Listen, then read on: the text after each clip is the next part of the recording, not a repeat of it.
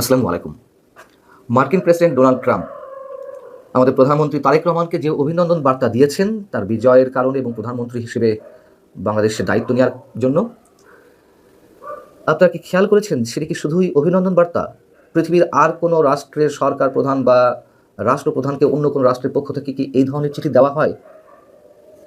এবং আমাদের কাছে এটি স্পষ্ট যে এই চিঠির মধ্য দিয়ে তারেক রহমান এবং একই সঙ্গে বাংলাদেশকে একটি প্রচ্ছন্ন হুঁশিয়ারি দেওয়া হয়েছে, সতর্কতা ইঙ্গিত দেওয়া হয়েছে। একই সঙ্গে এই চিঠির মধ্য দিয়ে ডক্টর খলিল যে তারেক রহমানের মন্ত্রিসভায় পররাষ্ট্র মন্ত্রণালয়ের দায়িত্ব পেলেন, কী কারণে পেলেন তাও অনেকখানি স্পষ্ট হয়ে ওঠে।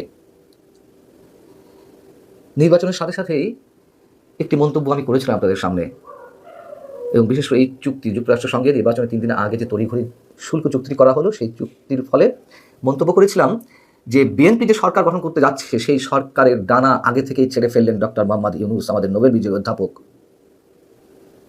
এবং তারই একটা তড়িঘড়ি ইঙ্গিত আমরা পেলাম ডোনাল্ড ট্রাম্পের কথিত অভিনন্দন বার্তায়। তারেক রহমানকে ঐতিহাসিক বিজয়ের জন্য অভিনন্দন জানিয়েছেন ডোনাল্ড ট্রাম্প।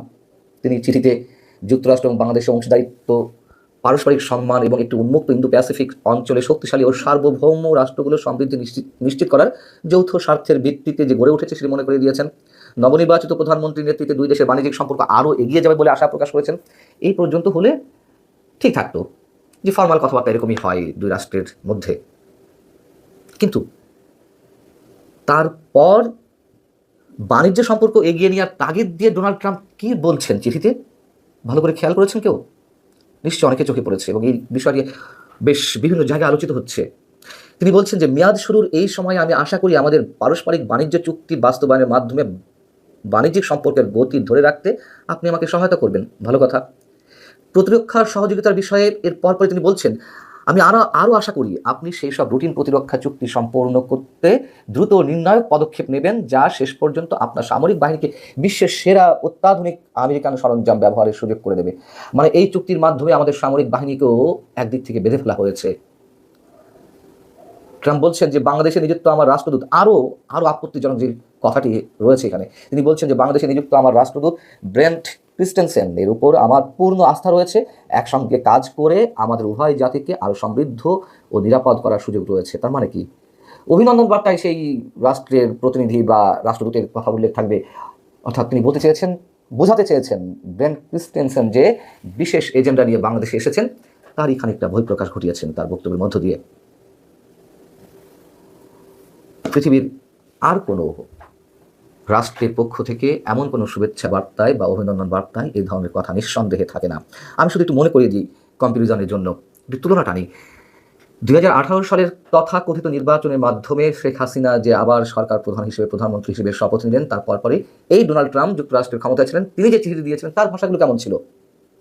সেখানে তিনি দুই দেশে গণতান্ত্রিক অগ্রগতি এবং অর্থনৈতিক প্রবৃদ্ধি ও সমৃদ্ধির মধ্যে দুই রাষ্ট্রের যে যোগসূত্র রয়েছে সেটি মনে করিয়ে দিয়ে বলছেন, বাংলাদেশের অর্থনৈতিক প্রবৃদ্ধি আরও বাড়াতে বাংলাদেশের প্রধানমন্ত্রী মনোযোগ কেন্দ্রীভূত করবেন। একই সঙ্গে সুষ্ঠু ও পারস্পরিক বাণিজ্য ও বিনিয়োগ, মানবাধিকার রক্ষায় অঙ্গীকার, ব্যক্তির মত প্রকাশ ও গণতন্ত্রায়নের সরকারের মনোযোগ থাকবে বলে যুক্তরাষ্ট্র আশা প্রকাশ করছে। এই ধরনের কথাবার্তা ছিল যা থাকে সাধারণত অভিনন্দন বা শুভেচ্ছা বার্তায় একসঙ্গে কাজ করার জন্য।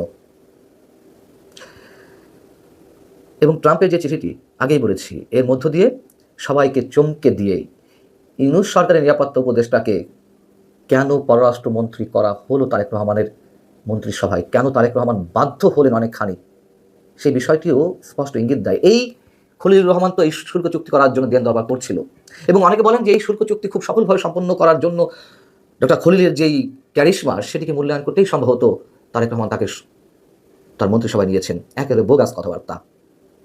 বরং যুক্তরাষ্ট্রের পক্ষ থেকে তারেক রহমানকে বাধ্য করা হয়েছে, বা বিশেষ একটি শক্তির পক্ষ থেকে তারেক রহমানকে এটি করতে বাধ্য করা হয়েছে, ডক্টর খলিলকে মন্ত্রিসভায় নিতে এবং এরকম একটি গুরুত্বপূর্ণ মন্ত্রণালয় দেওয়ার জন্য।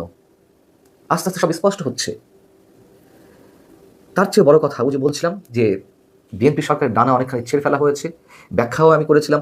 তারপরেও যদি একটু ছোট করে আপনাদের মনে করিয়ে দিই, এই চুক্তির ফলে চীন বা রাশিয়ার মতো রাষ্ট্রগুলো থেকে বাংলাদেশ কোনো অস্ত্র কিনতে পারবে না।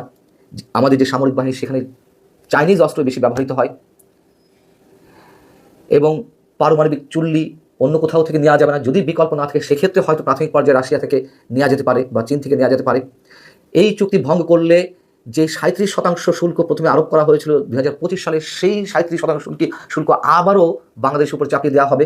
বাংলাদেশ থেকে যে রপ্তানিগুলো যুক্তরাষ্ট্রে মানে যে পণ্যগুলো যুক্তরাষ্ট্রে রপ্তানি হয় সেক্ষেত্রে,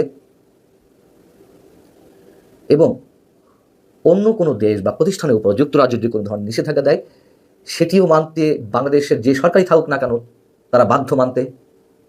যুক্তরাষ্ট্র থেকে 14টি বিমান কেনা হবে, বোয়িং বিমান, 37,000 কোটি টাকায়। এইসব কথা মানে শর্ত হিসেবে রয়েছে। শর্ত মানে বাংলাদেশ শর্ত দিয়ে এসেছে, মানে বাংলাদেশকে অনেকখানি বর্গা দিয়ে দিয়েছে ডক্টর ইউনূস। শুনতে অনেকের কাছে খারাপ শোনাতে পারে, এটি চরম বাস্তবতা। ডক্টর ইউনূস বাংলাদেশের জন্য কতটা অভিশাপ হয়ে এসেছিলেন তা হয়তো আমরা এখনো পর্যন্ত অনেকে